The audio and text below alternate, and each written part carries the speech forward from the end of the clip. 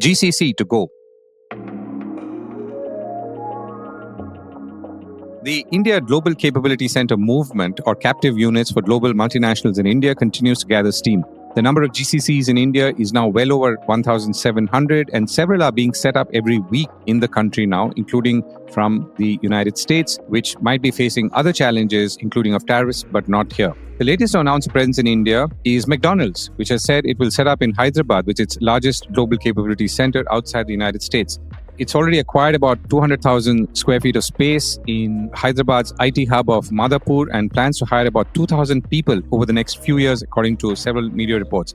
McDonald's chairman and CEO Chris Kempinski met political leaders in Telangana a few days ago and was accompanied by McDonald's Global Business Services team. While McDonald's is one of the big brands to enter now, others like the $88 billion British retailing giant Tesco have completed 20 years in India as GCCs. Tesco, a grocery and general merchandise retailer, is more than a century old and it employs close to 5,000 people at its campus in Bangalore, split equally between technology and business roles. It also employs another 600 people in and near Delhi. Tesco also has a joint venture with the Tata Group in India operating the retail chain Star Bazaar. Now, Tesco has been consolidating its presence and skills in India at its GCC, integrating more tightly with global operations and growing further, including by now offering AI-linked competencies to others. I spoke with Dr. Sumit Mitra, CEO of Tesco Business Solutions, and I began by asking him to talk about the last 20 years and also to walk us through Tesco's activities in India and how it linked and merged with its parent globally. Tesco has been one of the pioneers in terms of setting up kind of in-house center or the GCCs, GIC, whatever you want to call it. This was set up in 2004. We bought our own land. We have a 15-acre campus. We set all that up. So I call myself almost the fourth chapter of this. So the original plan was labor arbitrage and how do we move work from UK and other countries that we operated into Bangalore and drive labor arbitrage, benefit and some standardization.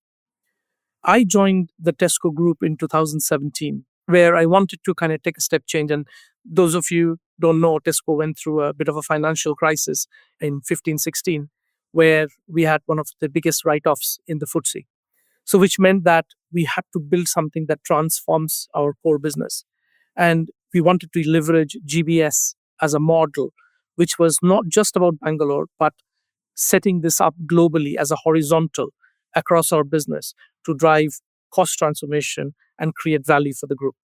So as we stand today, we are absolute integral part of Tesco Group, supporting the whole of Tesco Group and its subsidiaries. So we are located obviously in Bangalore. We have center in Dundee, in Waterford, in Welling, Garden City, and also in Budapest, where we support our global business through it. So if I fast forward now, let me talk about what we actually do here. If I now look at India, 100% of all architectural design of Tesco, there are no other architects anywhere, is done out of Bangalore. If you look at the entire end-to-end maintenance of all our 5,000 stores globally is managed from Bangalore. If you think about the valuation, finding land, doing the macroeconomic study in terms of where we will open the store is again done out of Bangalore. So that's property. Then we look at our commercial and the product side, the whole supplier experience, the end-to-end supplier journey, starting from doing a supplier due diligence, setting up a supplier, managing 1.2 million promotions, managing the whole end-to-end of contract and commercial management, managing all the commercial income, space range and merchandising, the online business, it's all managed, the supplier insight, etc. This is all managed through us in Tesco Business Solutions. Then if you think about people solutions, what you'll be astonished to know that 5.8 billion pound of Tesco's payroll is actually managed from Tesco Business Solutions. That also includes 120,000 recruitment. We own the whole end-to-end recruitment of Tesco. We own the learning, we own the whole group pension, quite a big operations.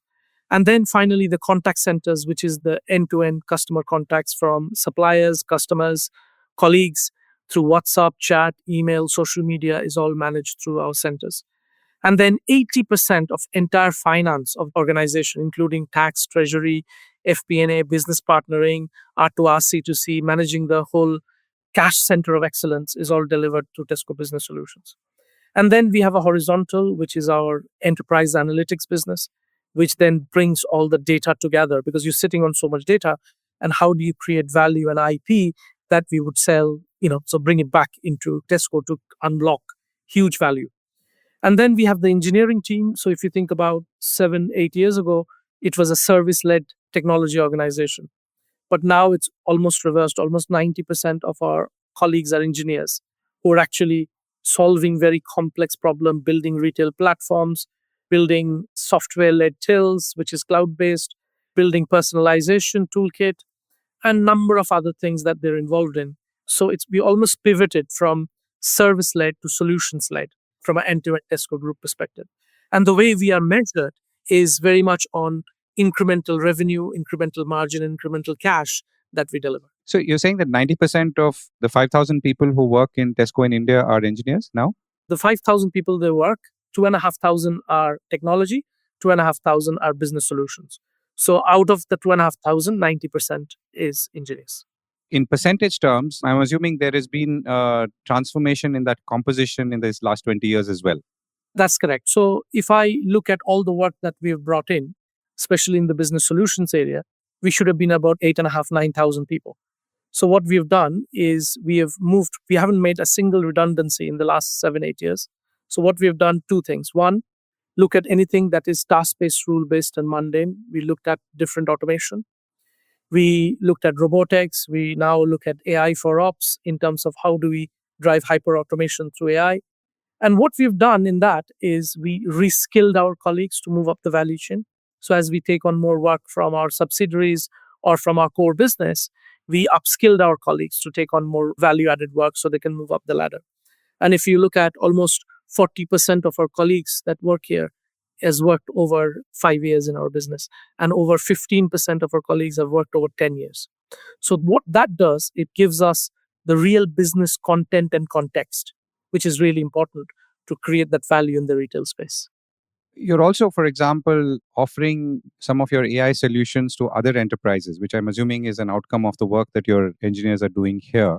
So tell us about how that works or could work, and also, in a way, what's the path ahead looking like?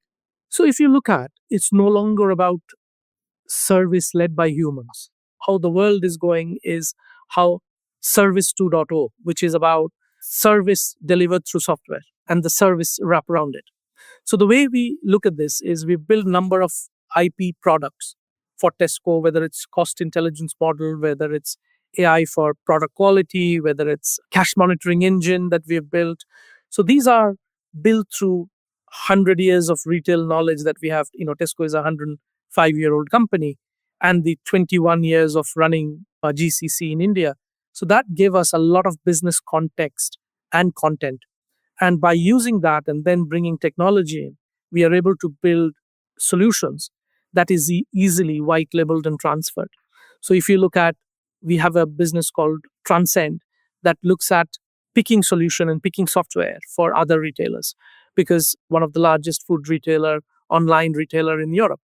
And we build another organization called Omnisol that looks at business solutions type product that we can sell to other retailers that are not competing with us. So therefore, it's leveraging our expertise, leveraging our skills, our retail know-how, retail intelligence to unlock untapped value opportunity that we see in retail sector. So you're saying a lot or a good part of the product or solutions that Tesco as a group is selling to other retailers are being made in India or being produced in India? Majority of it. But we are a collaboration business. So it's not like India working in isolation. We have other hubs. We have our partners in the UK. So it's working with everybody, building that squad together to drive those solutions and build those solutions. There's the mandatory AI question. I know you said that you're not reducing headcount and you've maintained headcount, but even as you've expanded capabilities, and I'm assuming AI flows into that somewhere. How are you seeing the application of AI in terms of what you're going to do for either Tesco itself, that is your parent, or for others as you look ahead, both in the context of retail and retail plus technology? So look, we've been using AI for last 7, 8 years. It's not like we haven't been using. So this generative AI concept that has come up in the recent years is accelerated a lot of conversations around AI.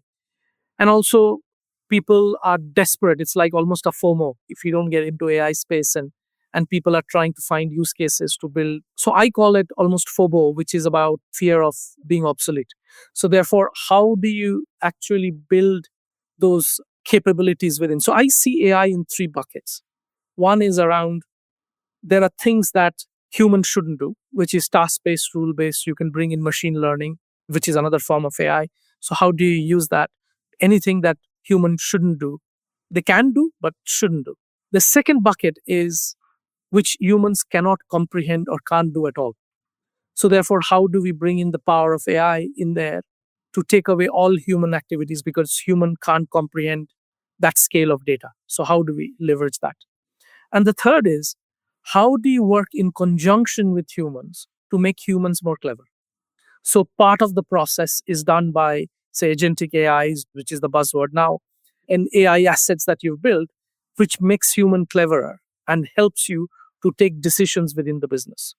As a retailer, through our 30 million customers that we have and the club card usage that we have, we are sitting on gigantic amount of customer data.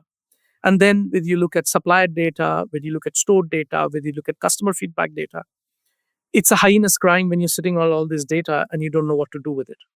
And that will help us to bring that data together and using the power of deep science to build personalized shopping behaviors and personalized inputs into our customers that would create a real value. So therefore, AI can be used in a number of ways. And the way I look at it is human has to be in the loop, number one. Number two, you need to make sure that there are right governance in place whilst you drive efficiency. How do you invest some of that back into having the right controls and governance? Because what you don't want to is lose control of the business.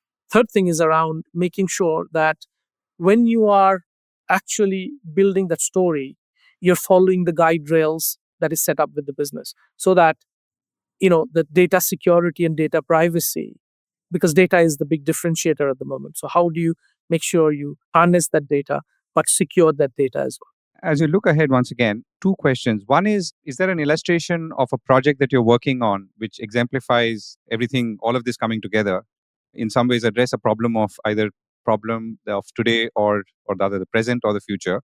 The second is, what is expansion or growth looking like for you? Or from your vantage point, what does expansion or growth mean as a Tesco Bangalore entity? So let me answer the second question first. So if you look at Tesco's presence in India, it's almost fourfolds. We have Tesco Bengaluru, which is the engineering and the business solutions hub. We have Tesco Dunnhumby, which is our B2B business that sits in Gurugram. We have Tesco Sourcing, which is about sourcing products from Bangladesh, Sri Lanka, India, etc., and then work from our UK buying perspective. And the fourth one is the joint venture that we have with Tata Group on Star. So that's growing. Dunnhumby is growing. Sourcing is growing. Now, from a Tesco Bangalore perspective, it's no longer about headcount. Gone those days where people talk about 5,000 heads, 10,000 heads. It's about skill count. It's about the capability that you are building for the business. So therefore, whilst our numbers, the headcounts will remain the same, but our skill count and capability will develop as we grow our colleagues and make those disruptive hires as we bring along. And performance management is a big thing for us. So we manage people through performance management, making sure people are getting trained and the what and the how aspects of our colleagues are right up there. Because to me, I call it possibility mindset. So how do you develop that mindset which comes with test and learn, which comes with taking risks, being brave, but also having that safety net to make sure that psychological safety does exist in your system. So I have no intentions for kind of expanding the center, but the whole focus is on how do you improve the capability and skills. And to come back to the question on, what's an exciting, you talked about everything from architectural design to maintenance to valuing land to working with the supply chain. What's a sort of exciting problem that you're trying to solve right now, either for the present or the near future? If you look at India as a country, let me start sort of at a macro level. If you think about India as a country, gone those days of labor arbitrage. I think it's intellectual arbitrage at the moment that is in play. And therefore, I think there is a big shift now, what is happening, where multinational corporations are understanding that GCC is the route forward in terms of building your own. But you can't do this in isolation. It's an ecosystem that you work with. So, how do you partner, collaborate with niche players to help you support in that GCC journey?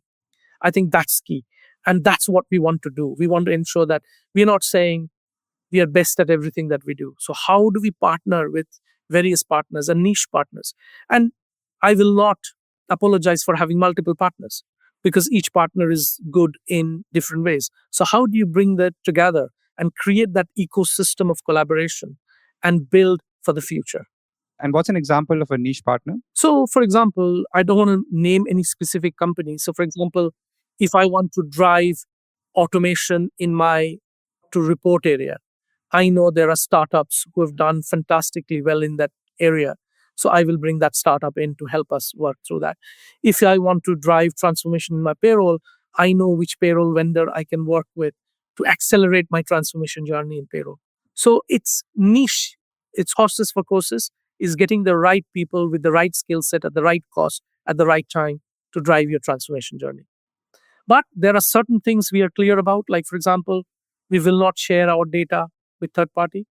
We will build our own AI engine and AI tools and own algos to make sure that we create that competitive advantage. Right, Sumit, we run out of time. Thank you so much for joining me.